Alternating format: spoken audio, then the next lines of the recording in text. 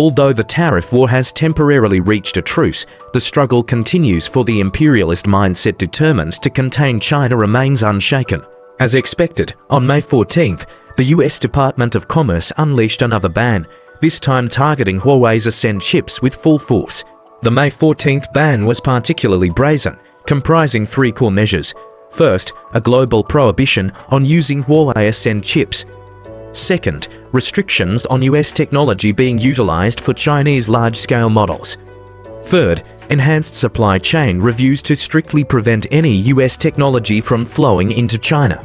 The US even threatened that anyone violating the ban could face up to 20 years in prison and a $1 million fine. Just after China and the US signed a joint statement, the US immediately turned around and struck hard at Huawei's Ascend chips, seemingly trying to gain an advantage yet again. But unexpectedly, the US did a rapid about-face just one day later. On May 15th, the US revised its stance, changing the earlier harsh rhetoric of strict prohibition and sanctions for violations to a risk advisory, merely suggesting that companies assess supply chain risks, while also deleting the relevant criminal penalties. What kind of drama is Trump staging here? What exactly happened in these short 24 hours? First, China's Ministry of Commerce made its position clear, stating that the US announcement was a classic example of unilateral bullying. China strongly demanded that the US immediately correct its mistakes, warning that otherwise, China would definitely take resolute countermeasures. The Chinese Ministry of Commerce has no shortage of countermeasures at its disposal, such as the measures for blocking the improper extraterritorial application of foreign laws and the anti-foreign sanctions law of the People's Republic of China, both powerful weapons for dealing with US extraterritorial jurisdiction. China's laws stipulate that if companies enforce US bans, they will be sanctioned by China, with fines potentially reaching 10 times their revenue. The US is becoming increasingly reckless. In the past, when the US imposed sanctions through extraterritorial jurisdiction, it would at least find some pretext, such as claiming the target was using US technology. But Huawei's Ascend chips have already achieved full Americanization, yet the US still sanctions them. This is nothing short of hegemonism. Following the US's logic, it might as well ban Chinese people from breathing every day. The US now seems not just imperialist, but bordering on US imperialist terrorism. Next, let's analyze in detail why the US suddenly issued this kill order against Huawei's Ascend chips, what impact this will have, how it might develop, and what the current state of China's computing power chips is, as well as how we are responding. First, let's talk about the reasons. On May 12th, China and the US reached a tariff truce agreement in Geneva. This time, the US can be said to have suffered a complete defeat, with tariffs essentially returning to their original levels. Although it may seem like a return to the starting point, in reality, things can never go back to how they were, because the US's credibility and soft power have both suffered heavy blows. This also exposes the US's incompetence. Otherwise, why would it have begged China to reach an agreement? But why did the US issue this kill order right after reaching the agreement? First, waging a tech war is the US's normal modus operandi. A democratic administration would do the same. After all, this is an arena where the US holds an advantage, and its methods are very precise, specifically targeting China's high-tech industry. In the field of computing power chips, the US is already a dominant player. On one hand, the US controls the world's most advanced foundries. On the other hand, the world's most advanced computing power chip companies, such as Nvidia, are based in the US. The introduction of this policy indicates that after Trump blindly launched the tariff war, he quickly realized he had offended allies and caused trouble. Later, he gradually calmed down, with extreme elements in his team losing influence and elite members gaining more say. US media CBS News reporters exposed that multiple sources familiar with White House said that US President Trump's National Security Advisor Michael Waltz's deputy, Jolly Huang Jihan, was fired on the spot, with claims that he was the mastermind behind imposing additional tariffs. As a Chinese American in the team, Huang Jihan is an extreme anti-China activist who believes there is no room for coexistence between the US and China and that war is inevitable. This mindset is a classic example of the fanaticism of a new convert, using crazy anti-China sentiment to show loyalty to his new masters. However, I believe he is just a scapegoat. Based on previous leaks of internal conflicts within Trump's team, the main instigator of the tariff war was US trade advisor Navarro. But Trump was reluctant to fire Navarro. After all, Navarro had gone to prison for him. The cancellation of tariffs was because the rational faction in Trump's team, such as Elon Musk and US Treasury Secretary Bessent, had gained the upper hand. In particular, Musk had firmly opposed the tariff war from the start and even clashed with Navarro over it.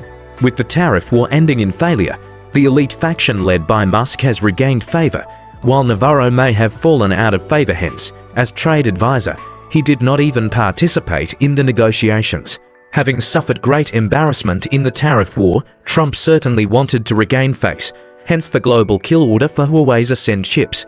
Second, on May 13th, Trump officially kicked off his Middle East tour, with artificial intelligence being a key negotiation area during the trip.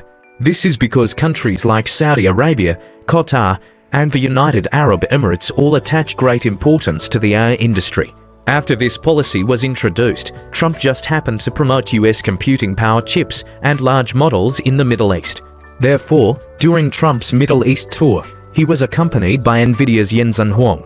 In Saudi Arabia, Huang Zhihan Jensen Huang vigorously promoted computing power chips to Saudi Arabia and ultimately secured an order for 18,000 computing power cards to be used in building a data center with a capacity of up to 500 megawatts.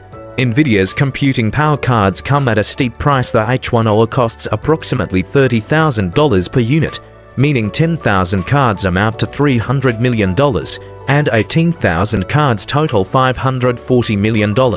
Yet this is just the first step. Saudi Arabia plans to acquire hundreds of thousands of cards over the next 5 years, with the project's total investment exceeding $10 billion. The UAE also intends to develop its computing power industry, with Trump hoping the country will import 500,000 H100 cards annually. Qatar has also made arrangements in AI. Trump is essentially forcefully seizing opportunities in these markets. The third reason the US is going all out against Huawei's Ascend chips is that it has no choice. Huawei is catching up rapidly. If Huawei was still far behind, Nvidia could secure orders through market forces alone. The US government's intervention indirectly acknowledges that Huawei has not only closed the gap, but also become highly competitive. Indeed, Huawei's newly released Ascend 910C boasts 91% of the H100's performance, manufactured at 7 nanometers. Nvidia's H100 uses TSMC's 4 nanometers process, but recent news suggests Huawei has a trump card, the upcoming Ascend 910D, expected to outperform the H100, may launch by the end of May. A Wall Street Journal report on April 28 sent shockwaves through the global semiconductor industry. Moreover, Huawei's Ascend 910 series has begun expanding globally. In March, Huawei's rotating chairman, Suji Jan, traveled to Brussels to promote the 910C to the EU.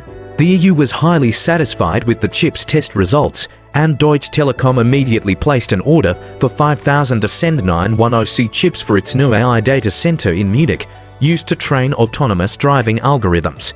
Southeast Asia has also seen major breakthroughs. In April 2025, a new chip packaging factory in Penang, Malaysia, began operations 2 months ahead of schedule, producing 100,000 Ascend 910C chips monthly with a 15% cost reduction. Malaysian Prime Minister Anwar personally endorsed the project, noting that Huawei has brought 5,000 high-tech jobs to Penang and plans to jointly build an AI computing center. Thailand has also established a cloud data center with Huawei, while Saudi Arabia ordered 50,000 Ascend chips from Huawei in 2024, all evidence of the market's trust in Huawei's Ascend chips. Through this analysis, we can see that after the tariff war, Trump has reverted to traditional tactics. In the AI field, Nvidia has felt Huawei's growing pressure, prompting the US to issue its global kill order. Although the US backed down by removing criminal penalties, negative impacts persist. Some countries and companies, fearing US reprisals, may exclude Huawei when purchasing chips. In response, China must strike back. On one hand, continue tightening restrictions on critical materials like rare earths to pressure the US into lifting sanctions. On the other hand, Target Nvidia by issuing risk advisories, holding companies fully responsible for any issues arising from compliance with US bans, and advancing antitrust investigations to recoup profits gained through hegemonic practices and compensate for Huawei's losses. I remain highly confident in Huawei's Ascend chips, as Huawei has assembled a team of brilliant and hard-working young professionals driving technological innovation. Here are Ascend's key advantages. 1. Immunity to sanctions. Ascend chips are fully de-Americanized, leaving US sanctions baseless and ensuring China's strong countermeasures. 2. Price advantage. The Ascend 910C costs just 1/3 of Nvidia's H100, appealing not only to developing nations in Africa, Asia, and Latin America but also to Middle Eastern countries despite their oil wealth. Oil is finite, and cost-effectiveness matters even for wealthy nations. 3. Industrial chain edge. Huawei benefits from China's robust industrial ecosystem. Our relies on computing clusters and supercomputing centers, whose highest maintenance cost is electricity. China dominates global solar power 90% plus of production, with solar energy costs below $0.015 per kilowatt-hour, complemented by leading energy storage technologies. 4. Ecosystem strength. The MindSpore framework supported by Ascend chips has attracted over 2,000 independent software vendors ISVs, with 30% more adapted AI scenarios than Nvidia's ecosystem. Crucially, Huawei's heterogeneous computing interconnection protocol has gained support from 67 countries, while Nvidia's standards laden with US technology are being abandoned. The higher the US content, the greater the sanction risk. 5. Compatibility. Ascend chips feature dual architecture compatibility, supporting both Huawei's MindSpore and seamlessly migrating Nvidia's CUDA-CODA two-pronged strategy, enhancing user experience. No mountain can block the eastward flow of the river. The decline of US hegemony is only a matter of time, as China's technological rise is unstoppable. Soon, time will prove that the US's global kill order is nothing but a worthless piece of paper.